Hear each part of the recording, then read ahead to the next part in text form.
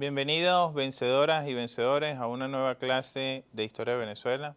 Amigos facilitadores, espero que se encuentren bien. Espero que nadie haya desertado y, como les dije antes, hay un compromiso patriótico a que todos debemos formarnos y en el que todos estamos sumamente comprometidos. Si alguno de los vencedores o vencedoras no está, se ha ido, bueno, con él hay que hablar, hay que insistir, hay que buscarlo, el compromiso es de todos. Y es de todo por lo siguiente, fíjense, en la clase de hoy vamos a trabajar un tema que es sumamente importante, que es la participación de los sectores populares en la guerra de independencia. Eso es un elemento determinante. Cuando nosotros nos referimos a la participación de los sectores populares y cuando hicimos la dosificación del material, estuvimos pensando en que la concepción que tenemos de la historia es que la historia la hacen los líderes. Es verdad que los líderes juegan un papel importante en el desarrollo de los acontecimientos o hechos históricos, pero también el pueblo, los sectores organizados, esos sectores que sufren y que tienen alguna aspiración y que tienen razones para enfrentar y vencer obstáculos, representan una fuerza, representan una corriente determinante en todos los procesos. Es decir, sin pueblo no hay posibilidad de desarrollar absolutamente nada, por lo menos en lo que se refiere a las transformaciones. En el día de hoy entonces vamos a trabajar precisamente con los sectores populares. Vamos a iniciarlo con la guerra, la participación de los sectores populares en la guerra de independencia, pero también la participación de los sectores populares en la Venezuela actual. Vamos a ir haciendo una analogía, vamos a ir haciendo comparaciones que nos van a permitir un poco interpretar cuál es ese sentimiento de hace muchos años y cuál es el sentimiento en los actuales momentos. Veamos entonces el título de la presente clase.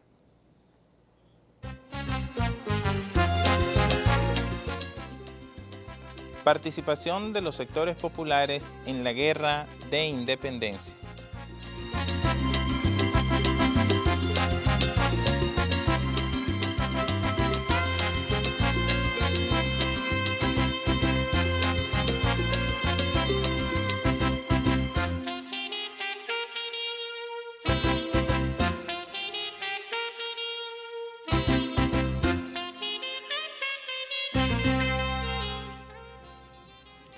En la proclama a los caraqueños, en el cuartel general del Tuy, el 9 de enero de 1817, Simón Bolívar plantea lo siguiente: seremos siempre libres, iguales e independientes. Yo les voy a dar unos segundos para que ustedes lean de nuevo el pensamiento y reflexionen un poco sobre lo trascendental de este planteamiento del Libertador.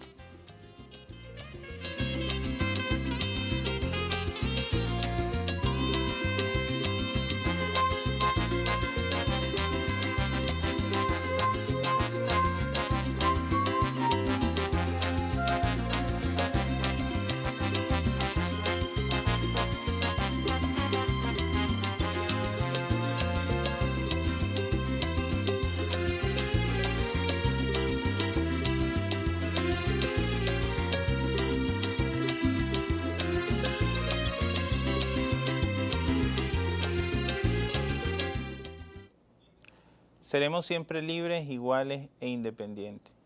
Esa fue la consigna en 1817. Esa es la consigna en los actuales momentos. ¿Qué significa en la actualidad ser igual, libres e independientes? Tenemos que necesariamente buscar cuál es nuestro proyecto de país, cuál es nuestro proyecto de ciudadano en la Constitución de la República Bolivariana de Venezuela. El preámbulo de la Constitución plantea, entre otras cosas, el desarrollo de eso, de los principios de igualdad, de justicia y de libertad, pero también de independencia, es decir, de soberanía, de integridad territorial. Les recomiendo entonces la lectura del preámbulo de la Constitución, la lectura también del artículo 1 de la Constitución y del artículo 21, donde no hay cabida para la discriminación por sexo, discriminación por raza, discriminación por credo. Está bien claro que ya esta tiene que ser una sociedad de iguales y que tenemos que construir entre todos. Vamos entonces a ver la segunda lámina, donde vamos a tratar el tema en qué momento o bajo qué circunstancia surge esto de las divisiones de clase. Vamos a ver en principio cómo está constituida. Eso es un trabajo que ya lo desarrollamos en clases anteriores, cómo está constituida la comunidad aborigen, la población aborigen, y cuáles son las diferencias, si es que las hay, o cómo surgen las diferencias de clases, si es que las hay, cómo surgen esos sectores populares en el periodo aborigen. Nos vamos a dar cuenta de que este es un fenómeno que va a surgir después de la llegada de los españoles. Veamos entonces la siguiente lámina.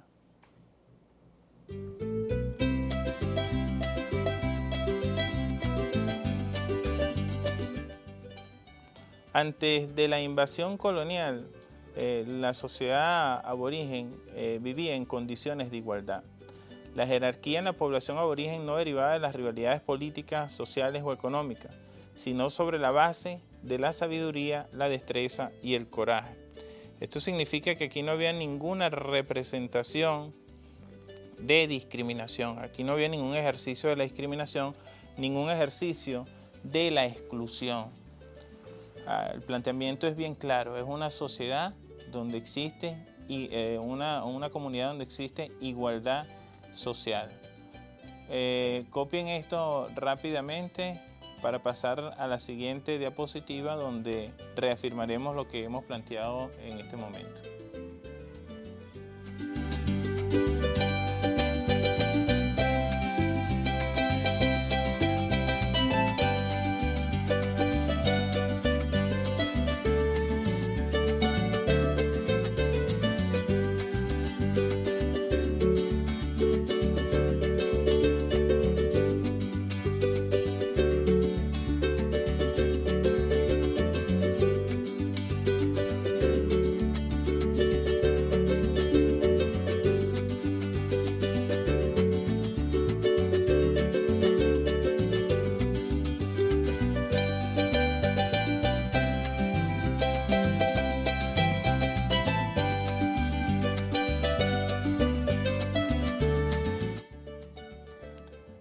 Asimismo, en la población aborigen no existía la distribución ni el consumo y el consumo de productos se realizó de forma colectiva.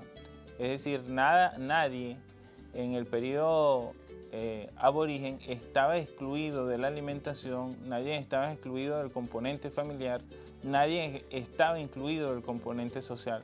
Podemos concluir entonces que en ese periodo no existía la exclusión económica ni social.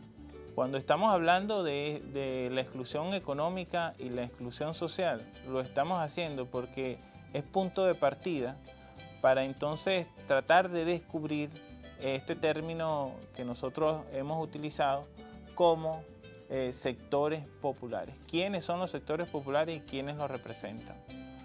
Copien esto y bueno, volvemos en breve.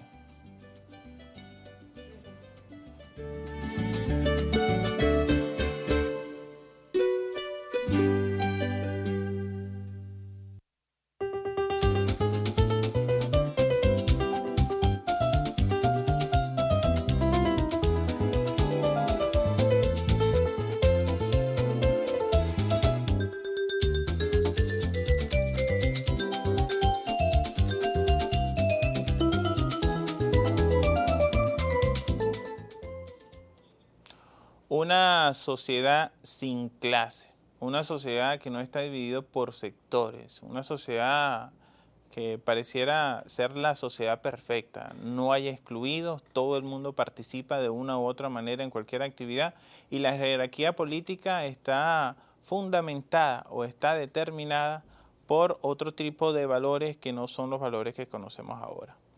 Entonces la exclusión desaparece. Después del periodo aborigen, o mejor dicho, con la llegada de los españoles que invaden el territorio, se va a generar en lo que tiene que ver con la conformación de los sectores sociales una diferencia entre unos y otros. vamos a desarrollar este tema con el siguiente cartel, donde queda evidenciado que es la invasión española, que es esa cultura de civilización incivilizada, de esa mentira trágica que nosotros ya estudiamos, que es el descubrimiento, de ese genocidio que se desarrolla con la llegada de estos invasores, cuando se va a producir entonces la exclusión de un sector importante de la sociedad. No solamente en América, sino es la exclusión de un sector importante de la sociedad que es trasladada desde el África en condiciones de esclavo. Veamos entonces el siguiente cartel, donde vamos a hacer algunos comentarios al respecto.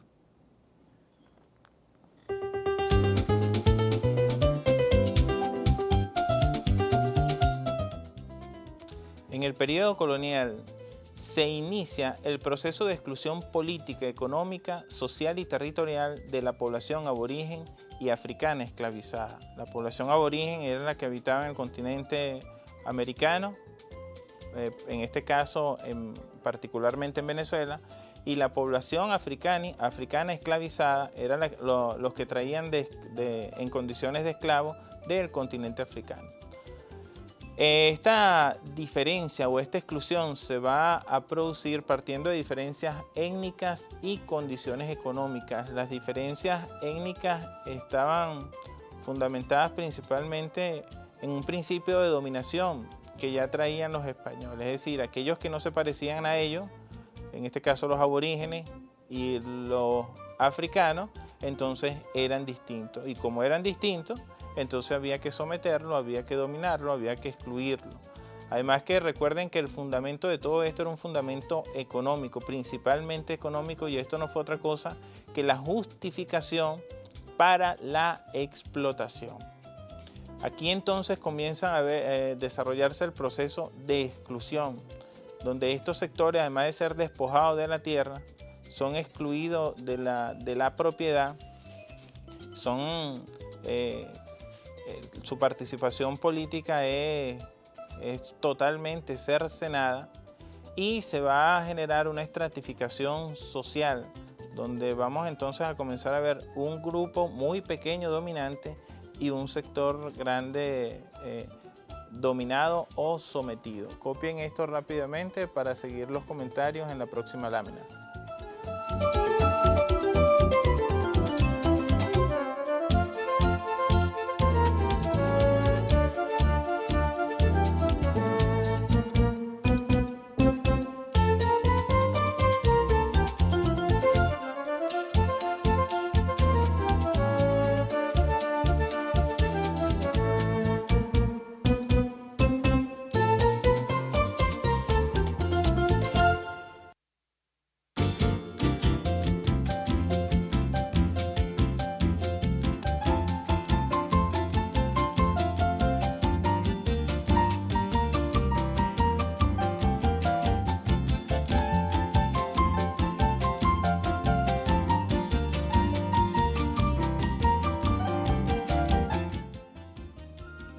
Asimismo, se desarrolla la estratificación de la sociedad en clases sociales y castas. Esta división entre clases sociales y castas va a estar sujeta a dos principios, como ya se explicó en clases anteriores: un principio que tenía que ver con el aspecto económico y el otro económico-social, el otro principio tenía que ver con el elemento jurídico. Esta división entre etnias, que es fundamentada en las razones económicas de la invasión española, va a generar un tipo de población que va a ser la mezcla precisamente de estas etnias, que van a ser entonces los pardos, que no es otra cosa que aquellos grupos que no eran privilegiados, pero que lograron unirse en este periodo, van a formar parte también de un sector importante de la sociedad excluida. Los únicos que tenían privilegio eran los españoles o los hijos de españoles que habían nacido en el territorio. De todos modos, eso lo vamos a ver más adelante. Copien esto para seguir la explicación al respecto.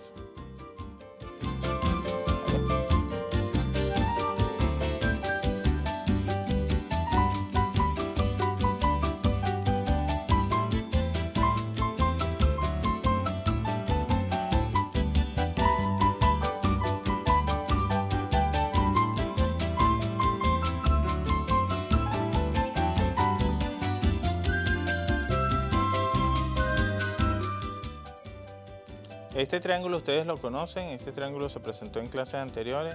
Ahí tenemos que en la cúspide, en la pirámide, en la parte alta de la pirámide vemos un sector pequeño de la población que son los blancos criollos y peninsulares, representan el 21% y los blancos de orilla el 1,5%. De manera siguiente vemos el grupo de los pardos con el 40%, ya es un grupo mayoritario, ya estamos hablando del siglo XVIII. El grupo indígena, lo que quedaba de ellos, el 20% de la población, y los negros esclavizados, el 17,5% de la población.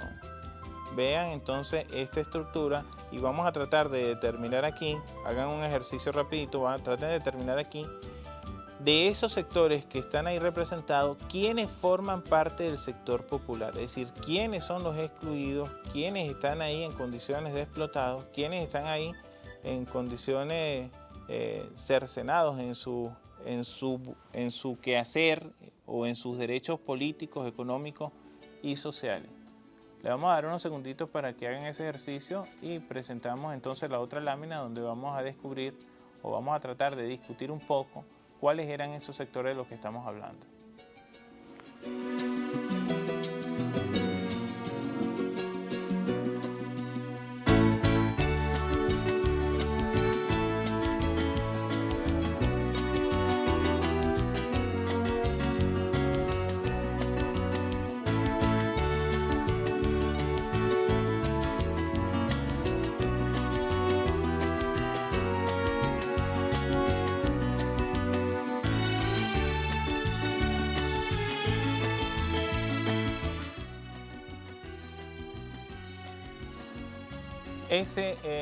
El círculo va a representar entonces el sector popular, los sectores que habían sido a partir de la invasión española excluidos de los principios elementales de la condición humana. Grupos esclavizados, grupos en condiciones de servidumbre y otros excluidos de la propiedad territorial o de cualquier otro derecho.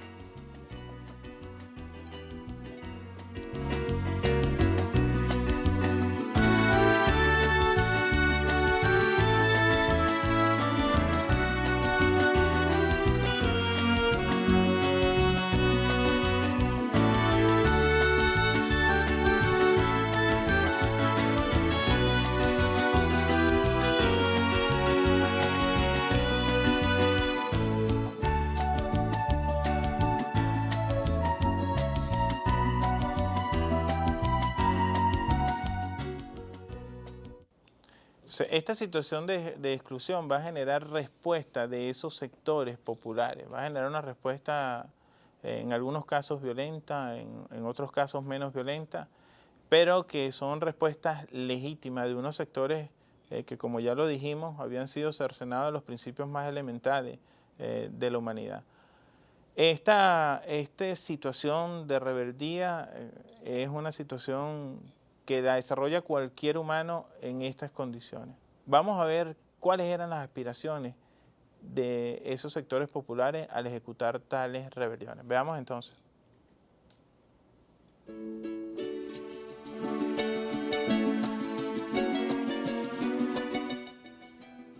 Las aspiraciones de los sectores populares eran las siguientes: acabar con el sistema de explotación, abolir la esclavitud y la servidumbre, la eliminación de la tributación indígena y la obtención de tierra. Hoy las aspiraciones de los sectores populares en la Venezuela actual tienen que ver precisamente con esa herencia y esa carencia que nos dejaron desde este periodo, que para unos pareciera que es una situación natural y que debe ser así. Otros consideramos que es producto de la barbarie histórica y que tenemos que corregir, y en eso estamos comprometidos todos. Copien rápidamente esto para volver entonces a los elementos que tienen que ver con el movimiento independentista en sí y la participación de los sectores populares.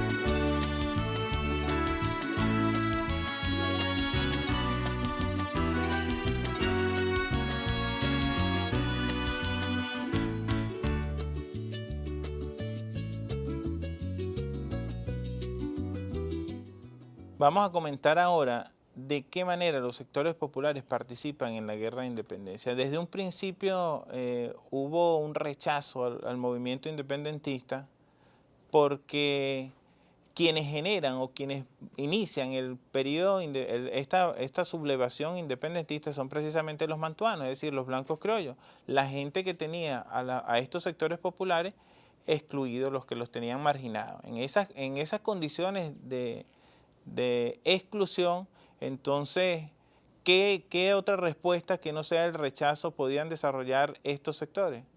De todos modos, vamos a clarificarlo con la siguiente lámina que vamos a ver a continuación.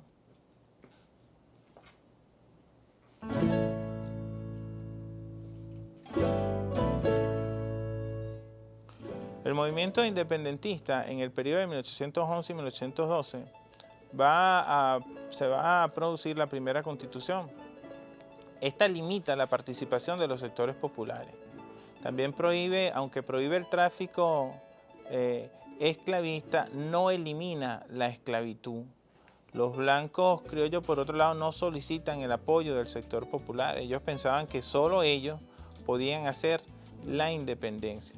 Como vemos aquí, esa limitación de la participación popular a través de algunas condiciones que ellos mismos escribieron, que ellos mismos desarrollaron para que solo los blancos criollos, solo la gente con propiedad, solo la gente con linaje pudiera ejercer algún cargo político.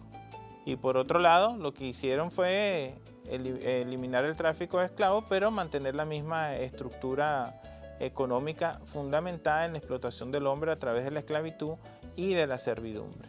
Copien esto rápidamente para seguir con los comentarios que tienen que ver precisamente con cuál va a ser la respuesta de los sectores populares ante estos planteamientos entre los años 1811 y 1812.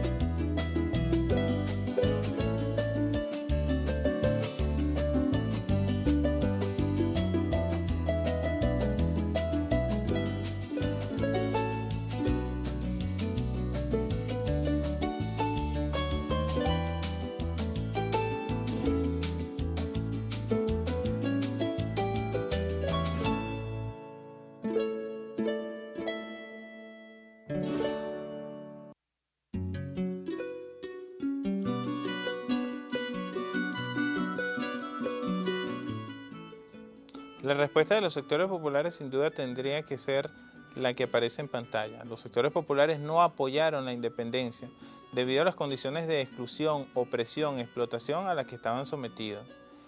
Cuando estamos hablando de sectores populares, como ya lo explicamos antes, son los pardos, los manumisos, que eran los descendientes de esclavos o los esclavos que ya habían sido liberados. El otro grupo eran los esclavizados y lo que quedaba, el grupo de aborígenes que quedaba, en este caso en condiciones, muchos de ellos, de servidumbre. Copien esto rápidamente para venir a un comentario que tiene que ver principalmente con el fundamento de la participación de los sectores populares en la Venezuela actual, registrado en la Constitución de la República.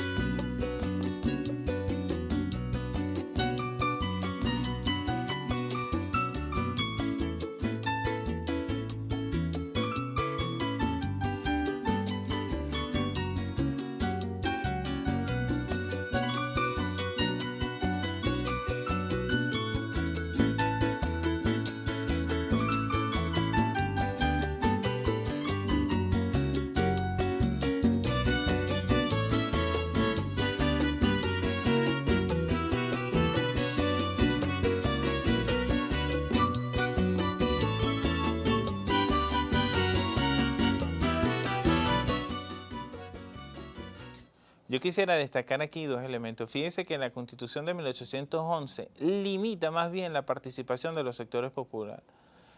Si nosotros diéramos un salto a la Constitución de 1961, la participación de los sectores populares está fundamentada a través de la democracia representativa.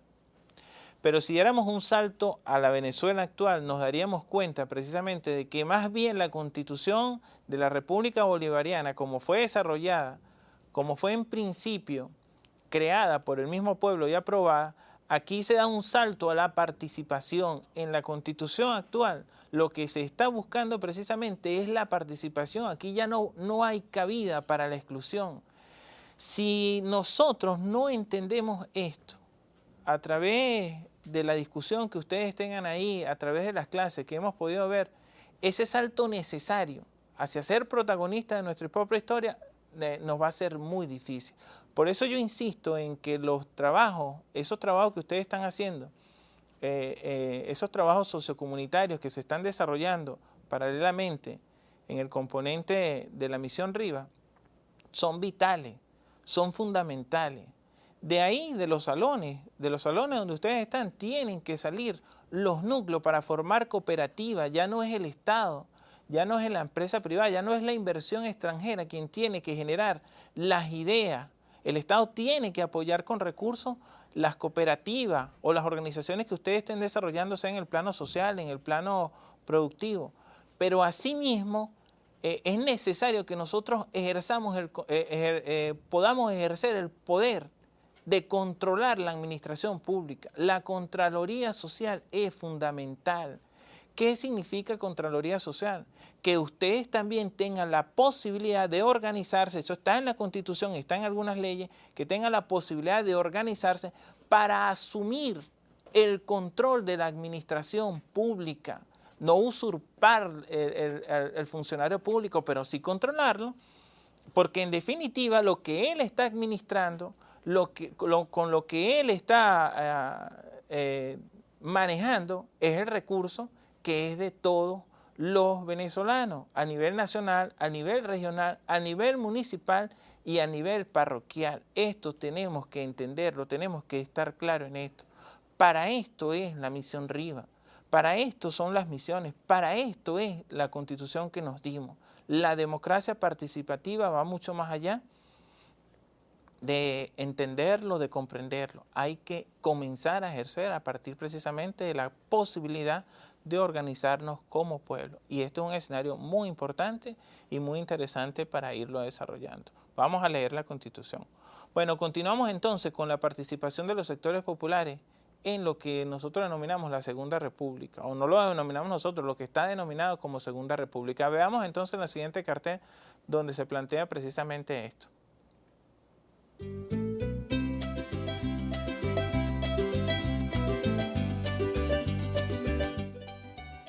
En vista de que en la Segunda República tampoco hubo respuesta a las aspiraciones de los sectores populares, estos seguían excluidos, estos seguían en las mismas condiciones por la cual no apoyaron la Primera República.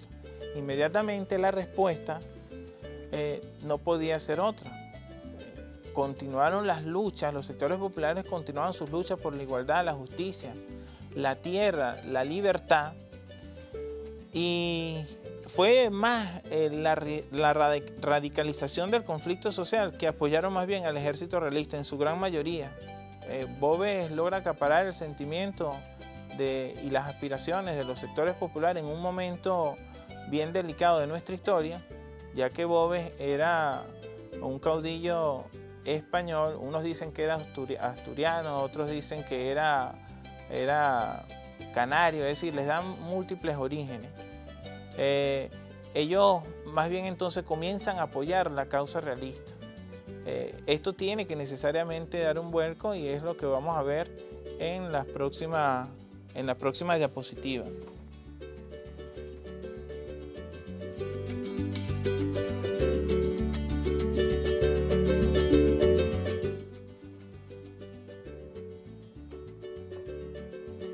Fíjense ustedes, cuando nosotros hablamos de que los sectores populares tenían un papel vital en el acontecer de la historia, los líderes también juegan un papel importante. Fíjense, entre otras cosas, lo que proclama Bolívar.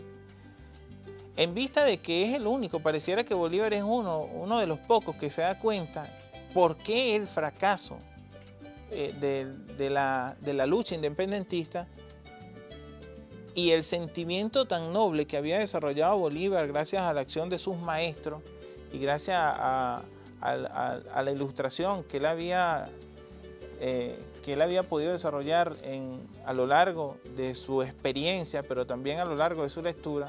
Bolívar proclama la libertad absoluta de los esclavos. En ese caso, Bolívar dice: he proclamado la libertad absoluta de los esclavos. Pero también él hace el planteamiento años después: yo imploro la confirmación de la libertad absoluta de los esclavos, como imploraría mi vida y la vida de la República. Bolívar estaba seguro que si este elemento no se llevaba a cabo por un sector interesado precisamente de los blancos criollos, era imposible ganar la República. Si no se le daba cabida a la inclusión de un sector tan importante de la población, no había posibilidad de república.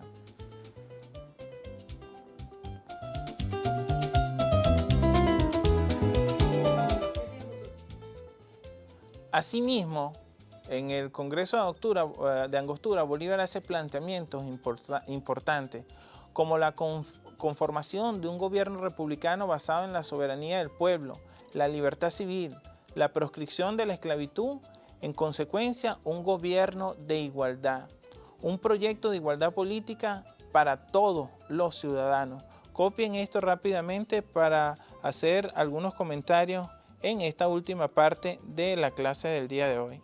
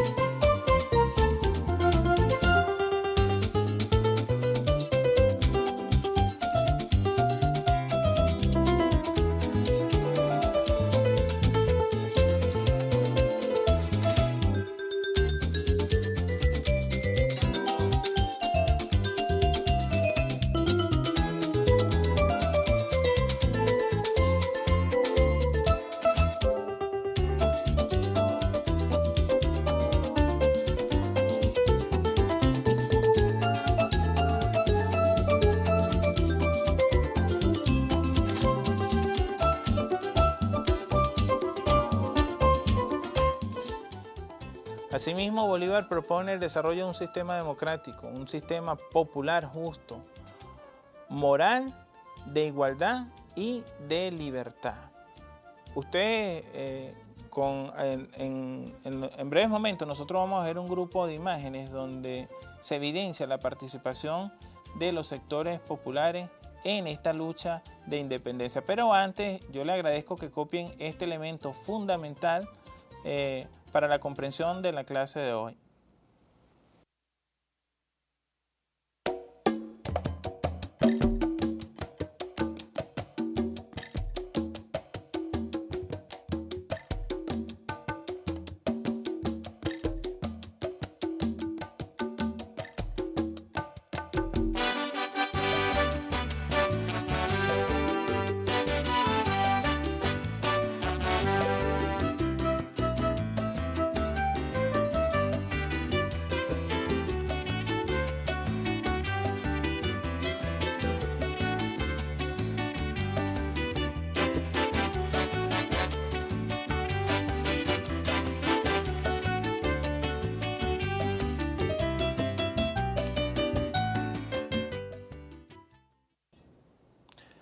Se va a consolidar con estos planteamientos del Libertador la participación definitiva de los sectores populares en la guerra de independencia, a favor de la guerra de independencia.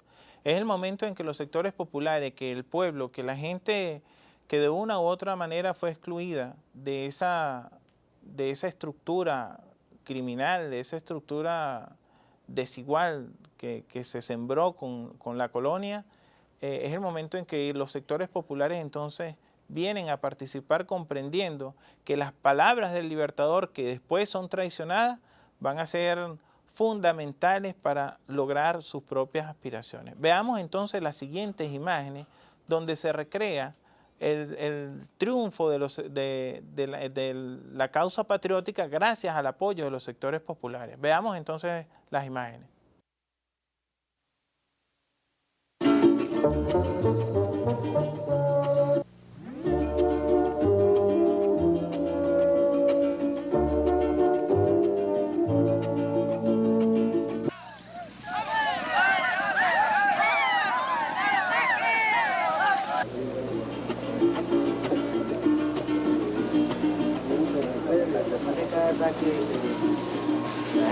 ¿Y cómo sigue?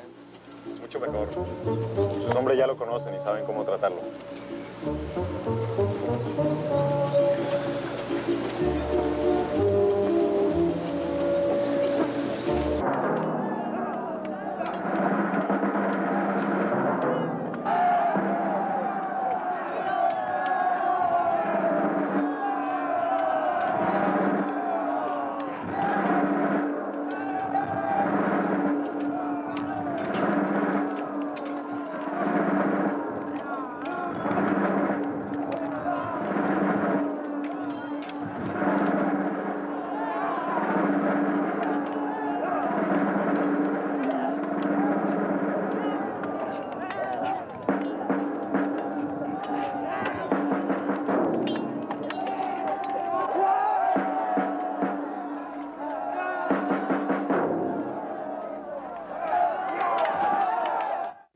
Ahí vemos cómo la gente del pueblo desarrolla esta lucha ya en favor de la independencia y es el triunfo definitivo de la causa patriótica.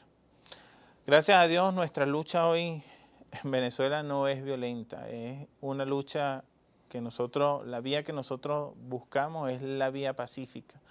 A pesar de los grandes intentos que están haciendo esos sectores privilegiados del ayer, que hoy siguen siendo privilegiados en una Venezuela que según la Constitución nos plantea como de iguales, donde ya no queremos más privilegios, o mejor dicho, que los privilegios sean colectivos, que sean para todos. Esa lucha violenta nosotros la hemos reprimido, la hemos mantenido al máximo porque somos un pueblo de paz, porque somos un pueblo que respeta la Constitución.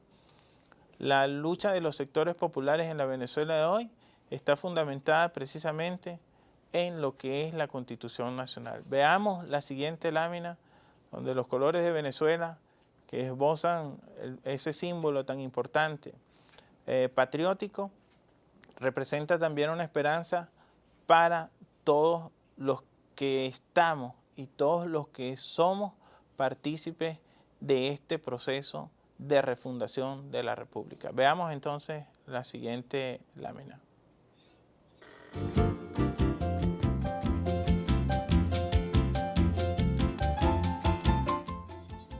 Los sectores populares en la Venezuela actual. Los sectores populares en la Venezuela actual sustentan todas sus reivindicaciones, todas sus luchas, todas sus aspiraciones históricas, partiendo precisamente de eso que nosotros mismos nos dimos, que no es otra cosa que la Constitución de la República Bolivariana de Venezuela.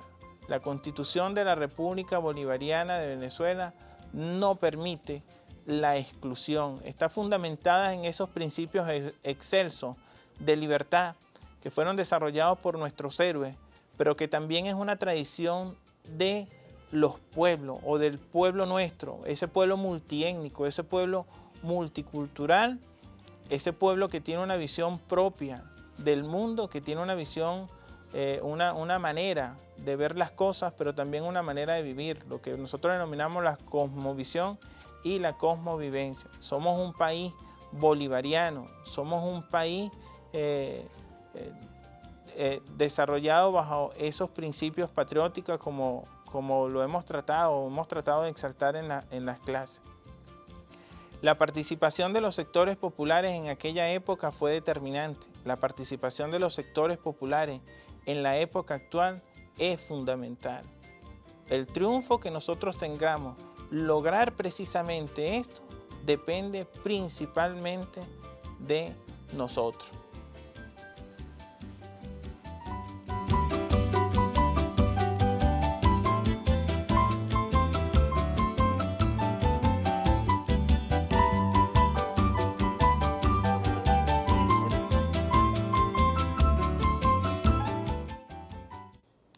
Nuestra Venezuela entonces, según está planteado en la Constitución, nos habla, o mejor dicho, está recreada sobre un privilegio para todos. Pero como los privilegios para todos ya dejan de ser privilegios y se convierten en derecho, entonces nuestra Constitución o nuestra refundación está fundamentada precisamente en el derecho que tenemos todos a la educación, en el derecho que tenemos todos a la salud, en el derecho que tenemos al trabajo, en el derecho que tenemos a la vivienda. Eso está establecido ahí, en el derecho que tenemos a expresar lo que nosotros querramos, en el derecho inclusive a pensar de manera distinta, el derecho de nuestros pueblos indígenas, el derecho de respetarnos, en el derecho de creernos lo que somos, cultural y étnicos y socialmente libres, únicos.